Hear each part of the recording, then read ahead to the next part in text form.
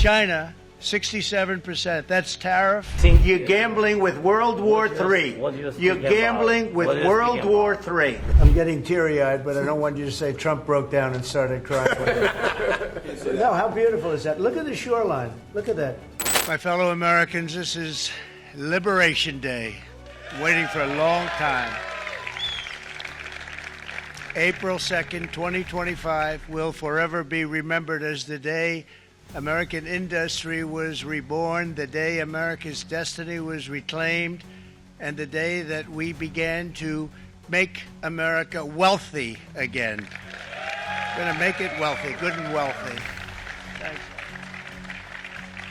So, if you look at that, China, first row, China, 67%. That's tariffs charged to the USA, including currency manipulation and trade barriers. So, well, we'll see what happens with China. We would love to be able to work a deal. They've really taken advantage of our country for a long period of time. They've ripped us off beyond anybody, nobody. How people stood for it, sitting in my position, is not even believable. And we're talking about many presidents, not just a couple. But they did, and all we're doing is putting it back in shape. We're resetting the table. But I love the countries of Europe. I love all countries, frankly, all different. But European Union's been, it was formed in order to screw the United States. I mean, look, let's be honest. The European Union was formed in order to screw the United States. That's the purpose of it. And they've done a good job of it, but now I'm president. I'm not going to say, I'm going to play hardball with China. I'm going to play hardball with you, President Xi. No. We're going to be very nice. They're going to be very nice. And don't let some of these politicians go around saying, because I'm telling you, these countries are calling us up, kissing my ass. They are dying to make a deal. Please, sir, make a deal. I'll do anything, sir. The very beginning of the war. You're not in a good position. You don't have the cards right now. With us, you start having not cards. Playing cards. Right now, you don't. You're playing cards. Mr. President. You're playing cards. Serious. You're gambling with the lives of war. millions of people. You're Yeah. gambling with World War III. You're gambling with World War III. Your country's in big trouble. Can I Wait a answer? minute. No. You've done a lot of talking. Your country is in big trouble. I know. You're not winning. You're not winning this. You have a damn good chance of coming out okay because of us. Mr. President. Zelensky admits that half of the money that we sent them is missing. They don't know where the money is. He said, well, we don't know where half of it is. That's great. Wonderful. A dictator without elections. Zelensky better move fast or he's not going to have a country left. Got to move fast. Yes, you should have never started it. You could have made a deal.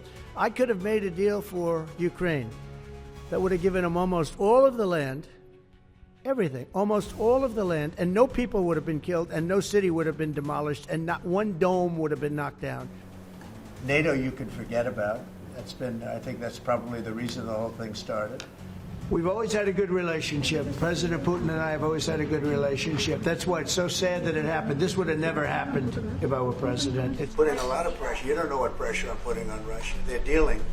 You have no idea what pressure I'm putting on Russia. We're putting a lot of pressure. Can you maybe tell us that? We're putting a lot of pressure on Russia, and Russia knows that, and some people that are close to it know, or he wouldn't be talking right now. This is a national security presidential memorandum that seeks to impose maximum pressure on the government of the Islamic Republic of Iran. I'm signing this, and hopefully it will be a document which won't be very important, will hardly have to be used.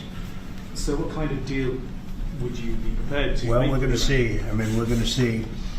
They cannot have a nuclear weapon.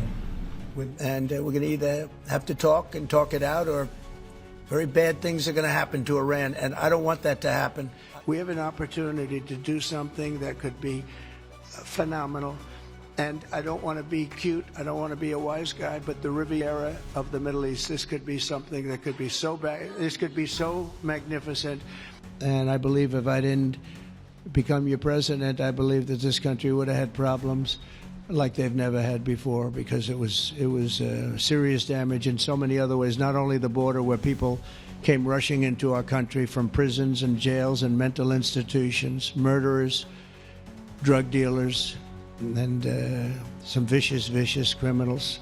11,088 murderers came into our country. We have to get them out. We're getting them out. Look, from Florida, well, most of it is, it's called America. And vast majority, like big numbers. So I'm just admiring it as I look at it.